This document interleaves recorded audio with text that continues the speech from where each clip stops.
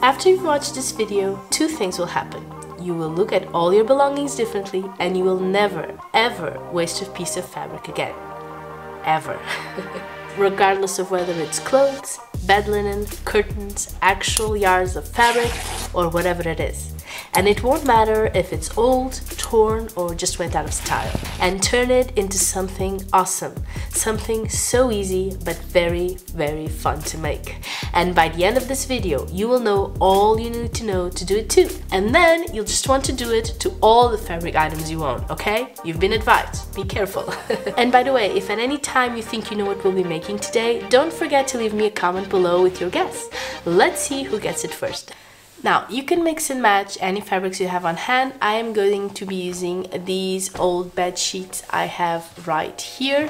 I can't even tell you how old these are. I remember them being around for as far as I can remember, really. First step is removing all zippers, seams, or anything that's not plain straight fabric, okay?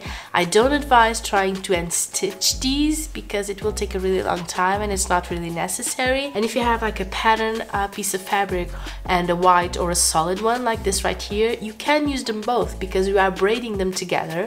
So in the end, they will be all mixed into a lovely unique pattern, okay?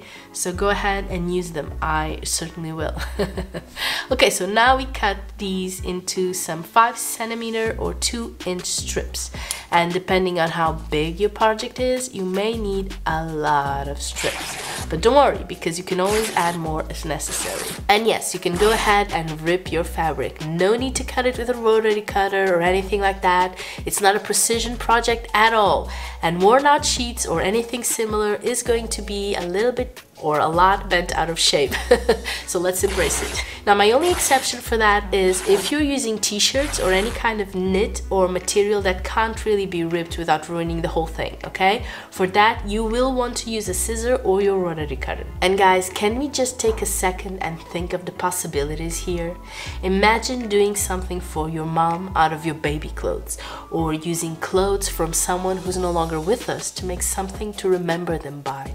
How special, how awesome is that? You know, I have made a lot of quilts like that, but this is much more simpler to make. Pillow covers, placemats, table runners, pads, rugs, baskets. The possibilities are truly endless. Okay, so now that we have all these strips, we will be braiding them into one single piece. Okay, so let's get started. Let's select 3 strips of fabric from these 2 fabrics I have right here.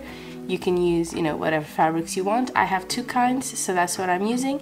Now let's tie all the 3 strips together in a knot to make sure they don't move as we braid them. And this knot will come off, okay? So don't make it too tight and make life harder for yourself. Now you can tape it onto your table, you know, get it stuck somewhere. I am using my machine, and let's start braiding. So essentially we are moving the outside strips to the middle, first the left one, then the right one, and so on and so forth. Now, if you do not take the time to release the strips before carrying on, you are just creating knots down the strip that will, you know, get tangled and make your life so much harder. So please, as you braid your strips, release the strips from each other so they don't tie a knot down the line. Also, make sure to apply some tension to your braid, okay? You don't want a very loose braid. That won't work at all for what we're doing. You want a tight braid, something that's, you know, tight like a rope almost.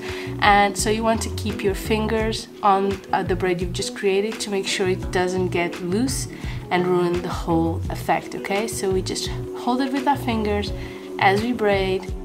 Okay, so now that these strips are finished, we are just going to tie a knot to the next one to make sure we can continue. Yes, you can sew it by machine, but this is a much more practical way to do it. So what we're doing here is we are nipping both the strips, you know, the old strip and the new one, doing, you know, a little bit of nipping with our scissor, and then we take the new strip, the other end of the new strip, and we pass it through the hole of the 2 strips, and we pull it all together, and then we tie it into a very tight knot.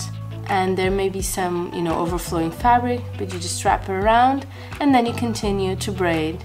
You know, you braid those knots and they just disappear into your braid, no problem whatsoever.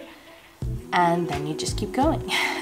You will be doing a lot of knots in this project, so get used to it. And here we have it, guys, our braid, our big braid. Okay, so now we tie a knot to make sure it's not losing tension or moving before we start to sew. And this is our XL braid. How cute is this? It may not be enough, but for now it will do. Okay, so I have just released the knot and I am trying to decide if I want an oval shaped or a circle shaped project. Now we sew. Zigzag stitch. I'm a big fan of this stitch. Everything is a little bit more exciting with a zigzag stitch, if I'm honest. Now keep in mind, these first few stitches are the hardest, so you need to do it slowly to make sure there's no bending and nothing stays loose that may untangle afterwards, okay? Okay, so let's get sewing. You want to sew the whole thing. You want to go really slow. Your machine will thank you for that. Okay, you need the sturdier needle you can find. You want a zigzag stitch that's wide enough to catch both braids, and that's, you know, tight enough to not be too loose. And of course, you want to flatten your disc as you sew, okay? This is so easy to curve, guys. Before you know it, you have a bowl instead of whatever it is you're doing. I'm not telling, you have to guess. So keep it flat, okay? As you sew on the braids, make sure you are doing it flat, that it's not going up or down, that your project remains as flat as you possibly can. Okay guys, this is getting bigger now. Well, I could stop here and make a placemat, but that's not what I'm doing. Let's keep going. How cute is this, guys? How big is this turning? We just keep going, and you know, the bigger the project, the heavier it will be, so the harder it will be for the sewing machine to sew through it, so you need to help it.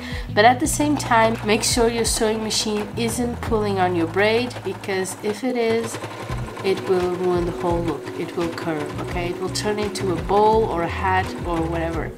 And now we just keep going.